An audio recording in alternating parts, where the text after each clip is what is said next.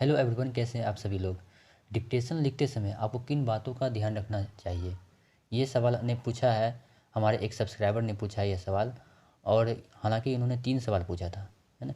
इन तीनों पे मैं वीडियो बनाऊंगा, लेकिन इसमें उनमें से ये भी एक सवाल था कि डिक्टेशन जब हम लोग लिखते हैं उसमें किन किन बातों का ध्यान रखना चाहिए। तो चलिए वीडियो को बिना देर किए हुए शुरू करते हैं। तो डिक्टेशन लिखते समय आप कितने भी स्पीड पे लिख रहे हो, चाहे वो आप 80 के, 60 के, 90 के, 100 के स्पीड पे लिख रहे हो, तो सबसे पहली बात यही आता है कि आप जो भी वर्ड डिक्टेटर बोल रहे हैं उसका जो आउटलाइन आप बनाते हो, सबसे पहली बात है आउटलाइन को आपको एकदम साफ साफ आउटलाइन बनाना है, ताकि आप जब उसको पढ़ें तो वो आप अच्छे से उसको पढ़ सकें।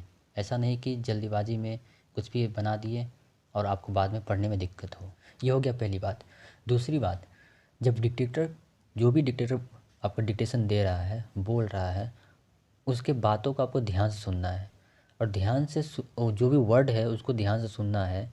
और उस वर्ड में आपको, जैसे मैं इंग्लिश स्टेनोग्राफर की मैं बात कर रहा हूँ, उस वर्ड में आपको सिंगुलर प्लुरल का जो साउंड है, कहाँ पे एस बोला जा रहा है, कहाँ पे नहीं बोला जा रहा है, इसका बहुत ही ध्यान आपको रखना पड़ेगा। क्योंकि जब हम लोग उसको ट्रांसक्राइब करते हैं कंप्यूटर पे, उसके बाद बहुत सारे मिस्टेक सिंगुलर प्लुरल का होता है। तो इन बातों का आपको बहुत ध्यान रखना पड़ेगा। थर्ड पॉइंट ये है कि जब भी आप डिक्टेशन को लिखते हैं तो उसमें 2 4 5 वर्ड ऐसे ज़रूर आते हैं जिसकी आपको आउटलाइन पता है कि कैसे लिखी जाती है ना। लेकिन वो वर्ड आपने बहुत कम सुना हो, या फिर सुना भी हो तो उसकी प्रैक्टिस नहीं किया हो, और लेकिन आपको आउटलाइन कैसे भी करके आप बना लोगे, सही बना लोगे।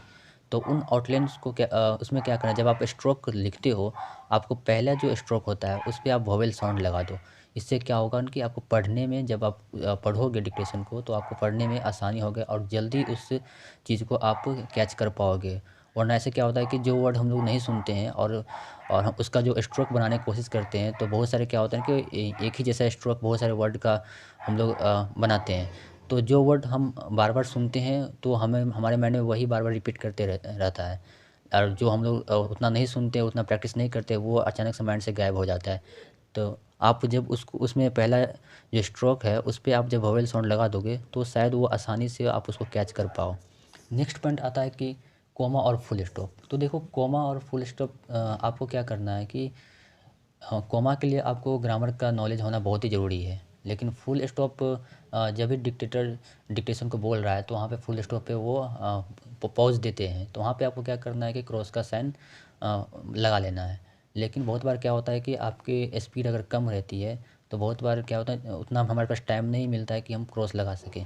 तो उस प्लेस पे हमें क्या करना है ना, कि जब भी सेंटेंस ख़त्म हो जाती है स्ट्रोक लिखते लिखते, तो आपको फुल स्टॉप लिखने क्रॉस करने का टाइम नहीं मिल रहा है, तो आप थोड़ा सा स्पेस छोड़ दो, यानी कि आप आगे बढ़ जाओ तुरंत मत। थोड़ा सा स्पेस, जैसे ही स्ट्रोक कंप्लीट हुआ तो आपको थोड़ा सा एक फिंगर का गैप छोड़ के आगे बढ़ जाना है। तो इससे आपको पता चल जाए कि हमने इतना स्पेस क्यों छोड़ा है इस डिक्टेशन में। तो आपको वहाँ पे आपको बार बार प्रैक्टिस करोगे तो आपको पता चल जाएगा कि वहाँ पे स्पेस का मतलब है कि फुल स्टॉप के लिए मैंने छोड़ा है।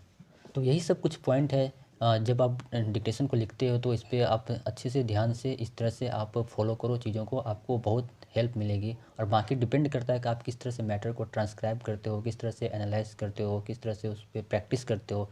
इस पे बहुत सारी चीज़ें डिपेंड रहती है। तो अगर आपको और भी चीज़ें दिक्कत होती है तो आप कमेंट करके नीचे ज़रूर बताना।